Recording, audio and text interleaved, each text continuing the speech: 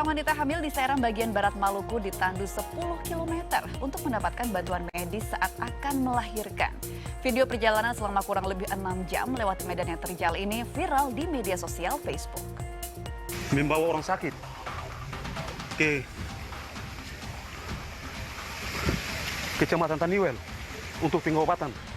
Sejumlah warga memikul seorang wanita yang sedang hamil tua. Warga desa Niniari Gunung, Kecamatan Taniwel, Kabupaten Seram bagian barat Maluku ini akan dibawa ke Puskesmas Taniwel karena sakit. Video ini viral di media sosial Facebook beberapa hari terakhir. Linda Latwe yang sedang hamil tua dipikul dengan tandu dari balok kayu dan sarung oleh para kerabatnya. Jarak dari desa ke puskesmas 10 km.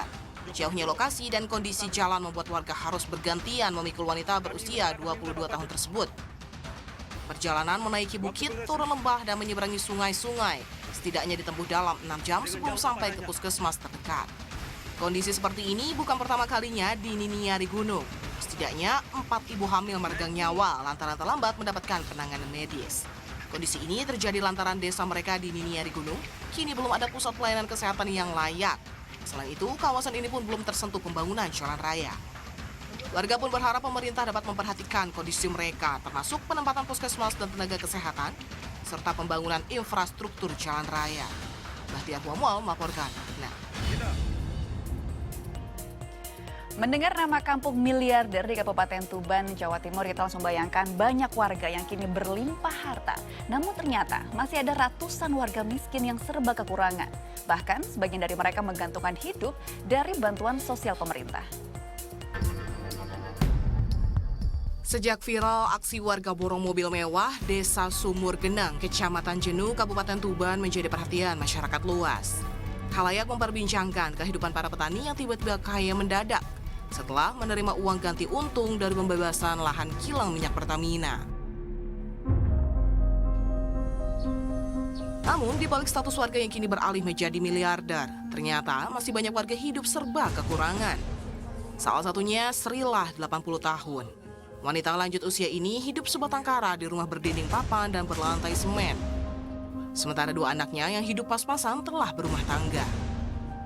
Nenek Srilah tidak menjadi miliarder seperti para tetangganya, sebab ia tidak memiliki lahan sama sekali yang bisa dijual. Bahkan untuk hidup sehari-hari, Nenek Srilah hanya bergantung pada bantuan sosial pemerintah dan kiriman makanan dari sang anak. Gadah tegal mboten niku? Tegal, bukan popok nak. Terang-terangan nih kan duwe nak. Banyak kalau makan gimana Mbah? Makme jenengan? Aku ya anakku mantuku nasinya tak suka jangan. Berarti di sini sendirian Mbah tinggalnya? Dewe anak. Berdasarkan data, warga miskin di Desa Sumur Genang tercatat sebanyak 326 orang. Mereka rata-rata bekerja sebagai buruh tani dan serabutan. Namun dari jumlah tersebut, 27 orang diantaranya kini telah berubah status karena menjadi miliarder baru setelah mendapat uang pembebasan lahan kilang minyak Pertamina. Kini mereka telah dicoret dari daftar warga miskin penerima bantuan pangan non-tunai atau BPNT. Untuk penduduk miskin 326. Itu rata-rata pekerjaannya apa? Ya, pekerjaannya mayoritas petani, buruh tani. Dari warga miskin itu ada enggak Pak yang dapat pembebasan lahan? Yang dapat pembebasan lahan ada 27 ya. Nah, itu yang sudah yang dulu mendapatkan BPNT sekarang sudah kita lepas itu.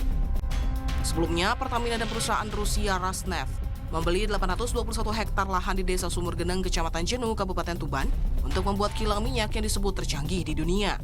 Ratusan warga di Desa Sumur Genang pun mendapatkan ganti rugi berkisar 8 hingga 15 miliar rupiah. Muhammad Mahrus melaporkan untuk NET.